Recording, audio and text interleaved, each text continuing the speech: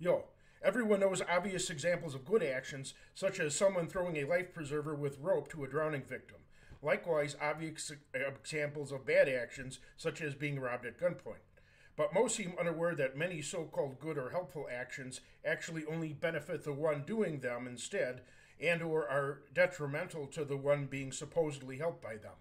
Greek storyteller and philosopher Aesop, circa 500 BC, illustrated this fact with the parable of the wolf in sheep's clothing, where a wolf disguises himself with a sheep's hide to enter undetected among a sheep herd in order to eat them. Later, Jesus the Christ was recorded in Matthew 7:15 as saying, "Beware of false prophets, which come to you in sheep's clothing, but inwardly they are ravening wolves." And human behavior has remained largely unchanged throughout history. Here are some examples of wolves in sheep's clothing. 1. Psychologists, psychiatrists, and others in the psych field. Their object is to string you along and never find a permanent solution while making big money. And or they make an excuse to lock you in an institution so you lose your freedom and possibly undergo other suffering. For a full explanation, see my other vids on this subject. 2. Those in the funeral business.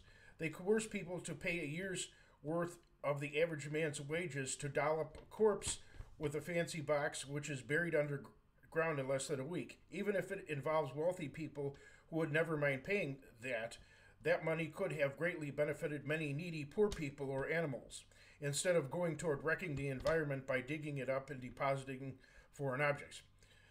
I will never have a wake, funeral, or even a memorial. 3. Religious leaders.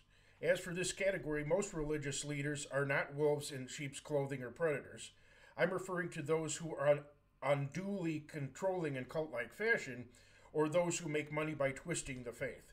People should already know that most televangelists and so called faith healers are predators. But wolves in sheep's clothing also include those who compromise the Christian faith simply by telling people what they want to hear. For example, allowing for unscriptural divorce and remarriage, promoting equal gender roles for men and women when original Christianity was strictly patriarchal, or teaching the false doctrine of once saved, always saved.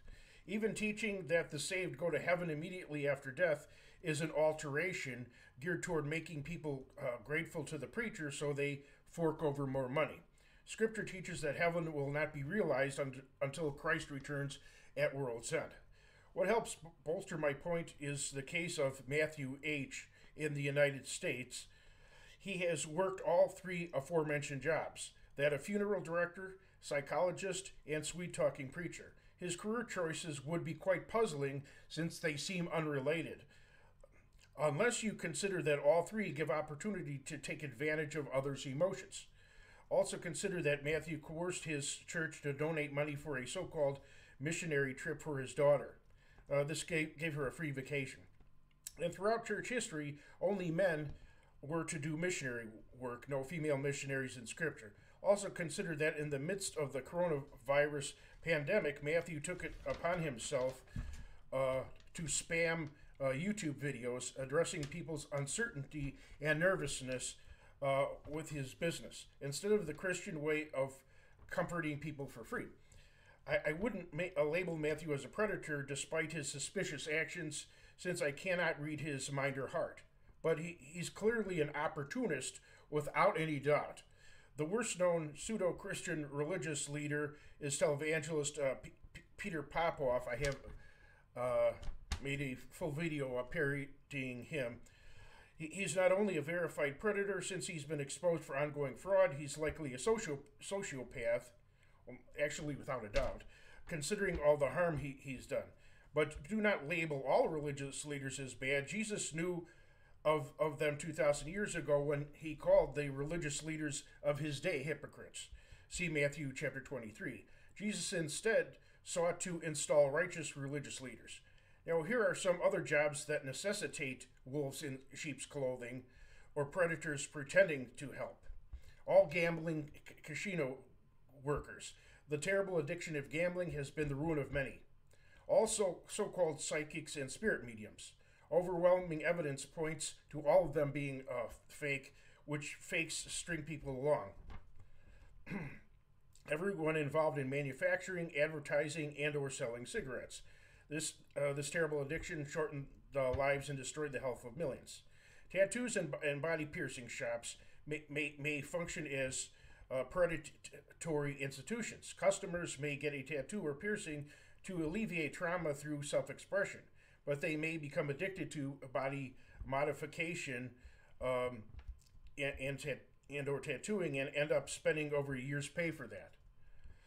They may also end up with tattoo regret and or be unable to find a job because of their physical appearance. One may get a genital piercing for the purpose of counteracting a sexual abuse, but the piercing causes physical damage and or a life-threatening infection.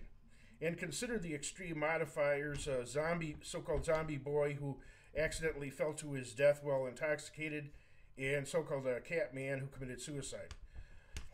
Pawn shops may seem helpful, but those businesses make their money from people being in dire situations. Avoid them. Although loan sharks are obvious predators, predators can do their dirty work in any institution that loans money, no matter how seemingly wholesome or legitimate. The borrower is servant to the lender. Proverbs 22:7. As for drug dealers, that should go without saying. Now, in this day and age, real wolves, Canis lupus, are not a threat. Instead, they are endangered and should be protected.